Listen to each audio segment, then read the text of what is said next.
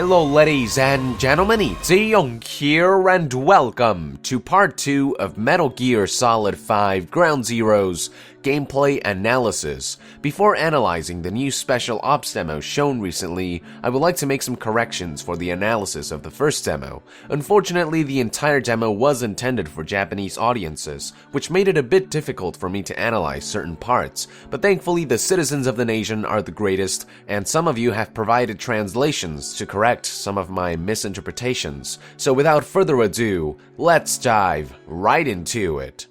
First, I want to talk about the binoculars. In my previous video, since I could not read the Japanese text next to the button prompts, I was forced to make my own assumptions, but translations from a variety of sources have confirmed that the L2 button is not used to tag targets, but rather to get intel from headquarters. The text next to the button essentially translates to codec radio. You can even see the prompt for this option only appear when Snake is looking at a point of interest. The second button prompt is the right analog stick. In my previous video, I thought it was simply indicating that the right analog stick could be used to move the camera around, but then I noticed a little arrow indicating that the analog stick can be pressed, a button that us gamers know as R3. So my guess is that R3 is the button used to tag targets. I'm not 100% sure though, since I can't read the text and nobody has translated that yet. Now, one thing I've noticed is that binoculars are not mandatory to tag targets. The only requirement to use the tagging feature is to get a clear view of the target.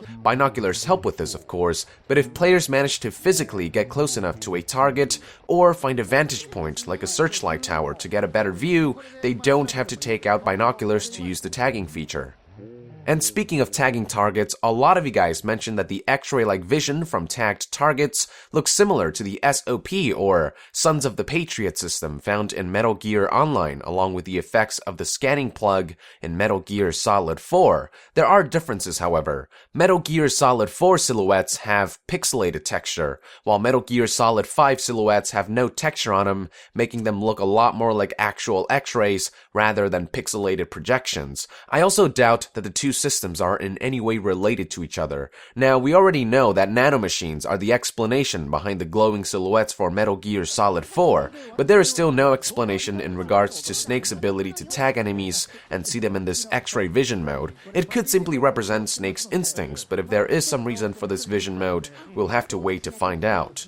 Next, I want to talk about the tranquilizer gun's crosshair, which is different compared to the 4 dots crosshair featured in more traditional weapons like pistols and rifles. I never talked about the fact that it resembles something you would find on a weapon like a grenade launcher, a weapon that requires adjustment of trajectory. The fact that this tranquilizer gun features a similar type of crosshair seems to indicate that the tranquilizer darts will no longer fire like bullets, rather they will now travel in a trajectory, which should make it a lot more difficult for players to tranquilize distant targets. I am personally pretty glad about this. In games like Metal Gear Solid 3, I could literally snipe an enemy just using the tranquilizer gun, making them feel extremely overpowered and unrealistic. Adding trajectory to these darts should ensure that tranquilizer guns are more balanced and more realistic. The next correction I want to make revolves around this interrogation scene. In my previous video, I talked about how sometimes guards will now patrol areas in teams. This led me to believe that the exclamation mark here was a result of this patrol noticing that his partner was missing. But as it turns out, Snake actually forced his hostage to call his teammate to draw him in. According to translators, the interrogation option on the left reads call, which makes Snake say to the guard, call him. The guard gives into Snake's demand, which is what triggers the exclamation mark on the other guard. The second interrogation option at the top reads talk, which will allow players to get information out of soldiers like in past games. We now know 2 out of the 4 interrogation options. I wonder what the right and down options will end up being. Now, apart from interrogation, another way to get information in this game is by eavesdropping. Guards will interact with each other and engage in conversation, and they may sometimes talk about information that could prove to be useful for a specific mission. Speaking of guards, I would like to correct something I said in my previous video about Snake's ability to throw guards off ledges. I said in my previous video that this was a new ability for Snake, but in actuality the feature was first introduced in Peace Walker. In other words, what we see here is a returning ability, not a new one, so my apologies for my previous wording. Next, I would like to talk about a detail I forgot to mention in regards to the helicopter menu on the iDroid. In my previous video, I talked about how the game has specific, predetermined extraction points that players can choose from. What I failed to mention was the fact that the map actually indicates which extraction points are safe and which ones will risk detection. The white circles show extraction points that will keep the helicopter undetected, while orange circles show extraction points that will likely result in the helicopter being detected.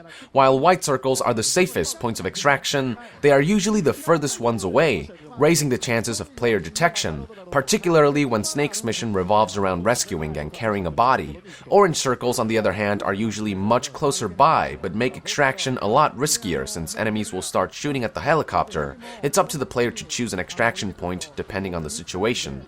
Speaking of helicopters, one fact I failed to mention in my previous video is that helicopters can arm themselves with miniguns that the player can use. Hideo Kojima himself confirmed this when providing commentary throughout the first Ground Zeroes demo, according to a translator. Unfortunately, he did not say how exactly the minigun can be obtained, but I have little doubts in my mind that helicopters can be upgraded through the game's rumored base management feature. Further proof of base management and upgrades making a return is the MSF symbol behind the tranquilizer gun and MRS4 rifle weapon tabs. My theory is that weapons with this symbol have been to some degree manufactured or upgraded through MSF, while more common weapons like hand grenades, which don't have the MSF logo, were shipped from somewhere else. But don't quote me on all this stuff about base management until we get confirmation. And finally, I would like to make a correction in regards to a statement I made before about the iDroid map. See those white dots around Snake, the white arrow? In my previous video, I stated that perhaps those white dots were other prisoners around the area, but as it turns out, these white dots actually form a trail behind Snake, tracing his route of navigation. This feature should help in ensuring that players don't get lost in these vast open areas. And with that, I would like to conclude this analysis, ladies and gentlemen. Thank you for tuning in. As always, if I've made any mistakes or if I'm missing anything, be sure to let our nation know in the comments below. Also, look forward to my analysis for the Special Ops demo shown recently, and to be further updated on Metal Gear Solid 5, be sure to join the nation and subscribe to Young Gear. I'll see you guys next time. Thank you very much, and Young out.